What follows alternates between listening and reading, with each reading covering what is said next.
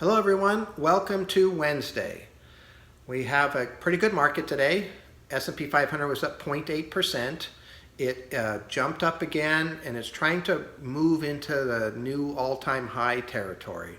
A lot of resistance above the price right now, so it's going to take a little while if it is going to do that, but we also have a lot of support below the price. So I think we're going to be okay as far as that goes. Let's see what happens. But one of the things that's happening overall in the market is that your investments are either, I call them kind of on the highway, really moving and going the right direction, or they're not, and they're on some little dirt road that's a really rough ride.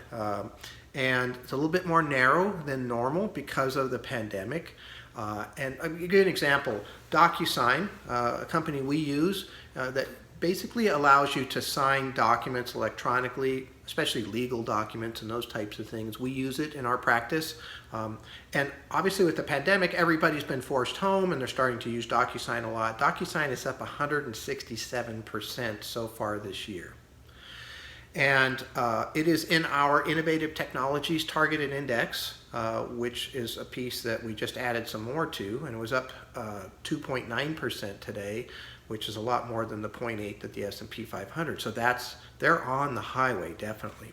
And so, we just want to make sure that we have plans for when the highway starts to curve or broaden or even narrow further and those types of things. Because one thing I've learned after 34 years of managing money here is that things just don't stay, the way that they are forever. I have a process.